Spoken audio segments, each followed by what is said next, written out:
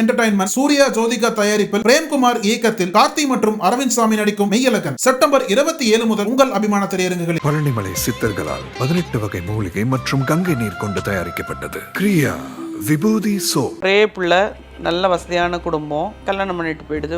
Parents கல்யாணம் பண்ணி வைக்கல. ஐயோ பிள்ளை போயிடுச்சின்னு கவலையில் இருக்கும்போது ஒரு நாள் திடீர்னு பிள்ளை வருது வீட்டுக்கு. வந்துச்சு, எனக்கு அவனோட வாழ பிடிக்கல, அவனுக்கிட்ட காசு இல்லை, அவன் இதை பண்ணலை அதை பண்ணலை, எனக்கு இது பிடிக்கல அது பிடிக்கல. எதெல்லாம் பேரண்ட்ஸ் உனக்கு செஞ்சு கொடுத்தாங்களோ அது எதுவுமே எனக்கு அங்கே கிடைக்கல. அந்த பையன் கூப்பிட்றான், நீ வா, நான் உன்னை ஒழுங்காக பார்த்துக்கிறேன், நான் இனிமேல் ஒரு நல்ல மனிதனாக இருப்பேன் அப்படின்னு சொல்லிட்டு அந்த சத்திய பிரமாணம் பண்ணுற மாதிரி போய் அவங்ககிட்ட சொல்லவே, இந்த பொண்ணும் ஓ நம்ம புருஷன் திருந்திட்டான்.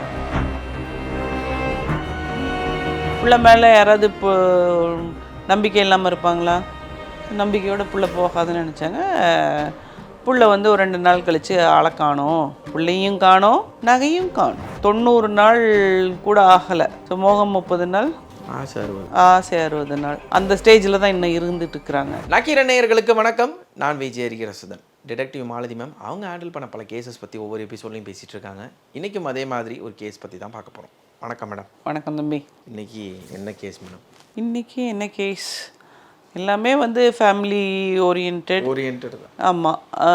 அதுவும் இல்லாமல் பார்த்தீங்கன்னா இப்போது நம்ம யங்ஸ்டர்ஸ் அவங்களுடைய மனநிலைமை எப்படின்னா, இந்த நீங்கள் ஒரு மொபைலில் எடுத்துகிட்டு கேம் பார்க்குற மாதிரி, இந்த கேம் விளையாடிட்டு போர் அடிக்குது, ஸ்விட்ச் over to next game, swipe பண்ணிட்டு போயிட்டே இருக்கிறது. ஆமாம், அந்த மாதிரி வாழ்க்கையும் ஸ்வைப் பண்ணுறாங்க. ஓ ஆமாம். என்ன நடந்தது சொல்லுங்கள். அதாவது வீட்டிலருந்து சண்டை பண்ணிவிட்டு, ஒரே பிள்ளை, நல்ல வசதியான குடும்பம், கல்யாணம் பண்ணிட்டு போயிடுது. கல்யாணம் பண்ணினா பேரண்ட்ஸ் கல்யாணம் பண்ணி வைக்கல, அதுவே கல்யாணம் பண்ணிக்கிட்டு போயிடுது. அந்த பேரண்ட்ஸ் ஐயோ பிள்ளை போயிடுச்சின்னு கவலையில் இருக்கும்போது ஒரு நாள் திடீர்னு பிள்ளை வருது வீட்டுக்கு. ஒரு 80 நாளில் வந்துடுது. வந்துச்சு, எனக்கு அவனோட வாழ பிடிக்கல, அவனுக்கிட்ட காசு இல்லை, அவன் இதை பண்ணலை அதை பண்ணலை, எனக்கு இது பிடிக்கல அது பிடிக்கல. எதெல்லாம் பேரண்ட்ஸ் உனக்கு செஞ்சு கொடுத்தாங்களோ அது எதுவுமே எனக்கு அங்கே கிடைக்கல. ஸோ நான் திரும்பி வந்துட்டேன். ஆனால் இவங்களை எதிர்த்துட்டு தான் போயிருக்காங்க. ஆமாம், எதிர்த்துட்டு சொல்லாமல் இவங்க மானத்தை வாங்கிட்டு போயிட்டாங்க. இப்போ ஐயோ இவங்க ஒரே பிள்ளையாச்சா, பெத்த மனம் பித்து பிள்ளை மனம் கல்லா. ஆமாம். உடனே வந்தோடனே ஐயோ பிள்ளை பாவம், அங்கே சாப்பிட்டுச்சோ தூங்குச்சோ நல்லா இருந்துச்சோ ஏசி இருந்துச்சோ இல்லையோ எல்லாம் வருத்தப்பட்டு பிள்ளைக்கு எல்லாம் ஓடி ஓடி விழுந்து விழுந்து உபசரித்து கவனித்து இவங்க வீட்டில் வச்சுருக்காங்க. இருந்துட்டு இந்த பொண்ணு ஒரு 10-20 நாள் வீட்டில் இருக்குது.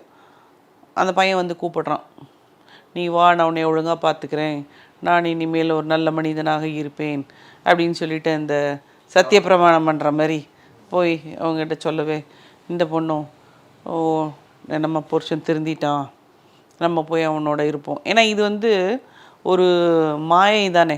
ஆரம்ப காலகட்டங்களில் இந்த பிள்ளைங்களுக்கு வாழ்க்கை அப்படின்னா என்னன்னு தெரியாது.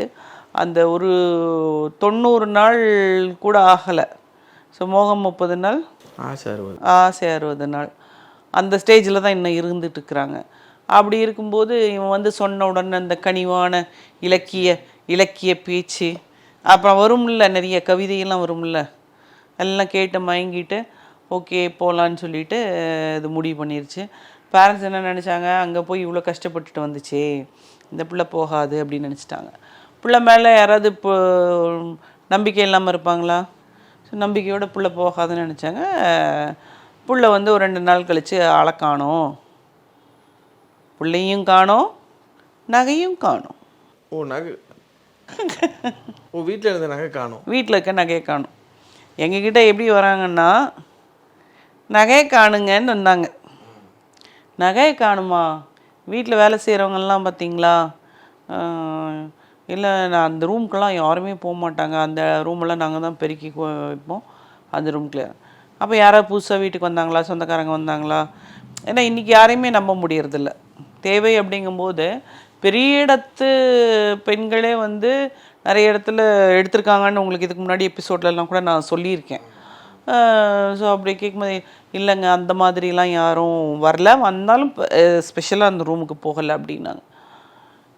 அப்போது எங்கேம்மா எங்கேயோ உதைக்குதேம்மா, இல்லைன்னா எப்படி போகும், எங்கேயாவது நீங்கள் அசந்த மறந்தது அது இந்த பெண்களுக்கு அந்த இது உண்டு பழக்கம் இருக்குது இல்லைங்களா, புடவை கடியில் வைக்கிறது, இல்லை அஞ்சர் பெட்டியில் போடுறது, இந்த மாதிரி பழக்கங்கள் இருக்கும். பெட்டு கடியில் வைக்கிறது, கட்டில் கடியில் எது மூட்டை கட்டி போடுறது, அப்படி ஏதாவது வச்சுருக்காங்களா அப்படின்னு கேட்டால் இல்லை அதுவும் இல்லை அப்படிங்கிறாங்க. என்ன சொல்கிறீங்க, எவ்வளோ நகை காணாமல் போச்சு? அது இருக்குங்க ஒரு 50 சவரன் நகை. ஏன்னா அவங்க நல்லா வசதியான ஆளுங்க. 50 சவரனா? ஆமாம். நீங்கள் 50 சவரன் நகையை காணுன்றீங்க, யாரும் வரலன்றீங்க, அந்த ரூமுக்கு யாரும் போக மாட்டாங்க, உங்களை தவிர யாரும் போக மாட்டாங்கன்றீங்க. அப்புறம் எப்படி தான் போகும், கொஞ்சம் நல்லா உட்காந்து யோசிச்சு எனக்கு சொல்லுங்கள். ஏன்னா எங்கேயுமே ஒரு க்ளூ கிடைக்கல. நான் அதை எடுத்து வந்து நான் என்ன பண்ண போகிறேன், நான் இந்த கேஸை எடுத்துகிட்டு உங்களுக்கு ஃப்ரூட்ஃபுல்லாக நான் கொடுக்கணும், இது நல்லா யோசிங்கம்மா உட்காருங்கம்மான்ட்டு. அப்புறம் நானாக கேட்குறேன், உங்களுக்கு எத்தனை குழந்தைங்க? ஒரே பொண்ணு. பொண்ணு எங்கே இருக்கா? அப்போ தான் இந்த பொண்ணு கதையை சொன்னாங்க என்கிட்ட. அப்படியா பொண்ணு, சரி. அப்புறம் என்னாச்சுன்னா இப்போ தான் வந்திருந்தா, அந்த பையன் வந்து இப்படிலாம் சொன்ன உடனே கிளம்பி போயிட்டா, ஒரு 2 நாள் இருந்துட்டு போயிட்டா அப்படின்னாங்க. உங்கள் பொண்ணு அந்த ரூமுக்கு போகுமா அப்படின்னு கேட்டேன். ஆமாங்க என் பொண்ணு போகும் அந்த ரூமுக்கு அப்படின்னாங்க. எங்கள் பொண்ணு போகும்னா அப்போ 100% உங்கள் பொண்ணு தாங்க எடுத்துகிட்டு போயிருக்கு. லட்சுமியை தூக்குனதே லட்சுமி தானே? ஆமாம் பாருங்கள், லக்ஷ்மியை தூக்குனதே லக்ஷ்மி தான். அருமையாக இருக்குது. ஸோ அதுக்கப்புறம் வந்து அந்த பொண்ணை போய் மானிட்டர் பண்ணி என்ன பண்ணுறாங்கன்னு பார்த்தா ஒரு நகையாட மனக்கடைக்கு போகுது. ஒரு நகை அதை நம்பி தான் இருக்கா. இந்த அம்மா ஜாலியாக இருக்கிறதுக்கு அம்மா வீட்டு நகையை எடுத்துக்கிட்டு போயிட்டு இதை கொண்டு போய் வச்சு சாப்பிட்றது.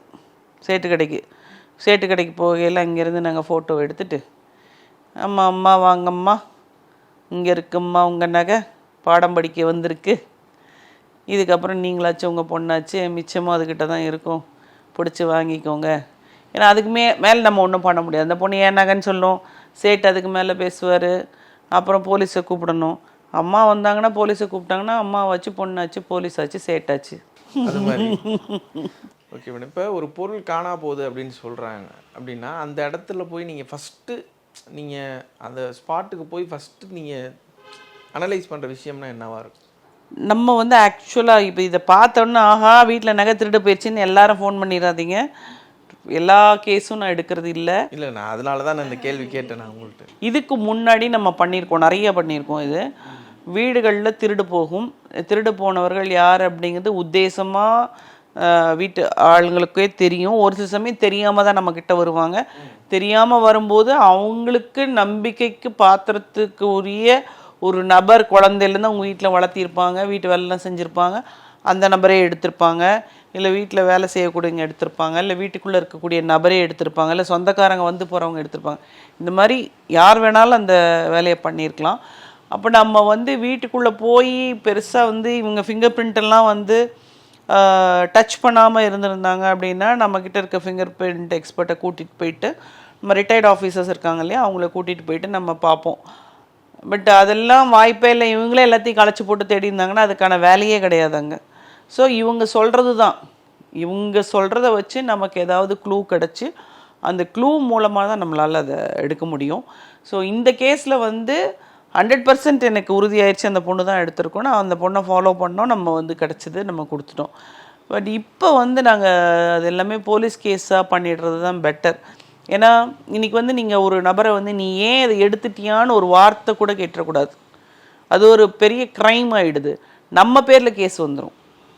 ஸோ அதனால் அந்த மாதிரி கேஸஸ் நம்ம இப்போ அதிகமாக எடுக்கிறதில்ல. போலீஸ்க்கு தான் ரெஃபர் பண்ணி நீங்கள் போலீஸ் ஸ்டேஷனுக்கே போய் கேஸ் கொடுத்துருங்க அப்படின்னு சொல்லிடுறோம். எங்களிடம் வராதீர்கள் பிள்ளைகளே அப்படின்றீங்க. இல்லை அனாவசியமாக அந்த பிரச்சனைக்கும் எங்களுக்கும் ஒரு இதுவுமே இருக்காது. ஆனால் அதில் போய் கேட்கறதுக்கு உங்களால் ஒரு மீடியேட்டராக செயல்பட முடியாது. எங்களுக்கு அதுக்குரிய அத்தாரிட்டியும் கிடையாது. ஸோ தேவையில்லாமல் எங்கள் பேரில் அவங்க கேஸ் கொடுக்குற அளவுக்கு நாங்கள் ஏன் வச்சுக்கணும்? ஸோ அதனால் நம்ம அது பண்ணுறதே இல்லை. யாரும் நகை காணா போச்சுன்னு வர மாட்டாங்க, வர வேண்டாம் அப்படிங்கிறது தான் தெளிவாக சொல்லிட்டு. இப்போ இது வந்து ஆத்தென்டிக்காக நமக்கு தெரிஞ்சது இந்த பொண்ணு தான் எடுத்திருக்குன்னு, அதனால நம்ம இதுக்கு ஹெல்ப் பண்ணோம். ஓகே மேம், நன்றி. நன்றி. உங்கள் நக்கீரன் இதழில் கதாசிரியர், தயாரிப்பாளர், இயக்குனர் என பன்முகம் கொண்ட திரைக்கலைஞர் VC குகநாதன் எழுதி வரும் சினிமா கொட்டகை. பரபரப்புக்கு பஞ்சமில்லா தொடர். வாங்கி படியுங்கள். நக்கீரன். நக்கீரன் டிவிக்கு சப்ஸ்கிரைப் செய்யுங்கள். உங்கள் ஆதரவே எங்கள் பலம். ஆசிரியர்களுக்கு நண்பனாகவும் மாணவர்களுக்கு ஆசானாகவும் திகழும் தேர்வு வழிகாட்டி. ஒவ்வொரு பாடத்திற்கும் அனுபவமிக்க ஆசிரியர்களின் துல்லியமான தெளிவான விடைகள். CNC இருக்கு, தேர்வு பயம் எதற்கு? இது தீரன் பப்ளிஷிங் ஹவுஸ் விற்பனை வெளியீடு.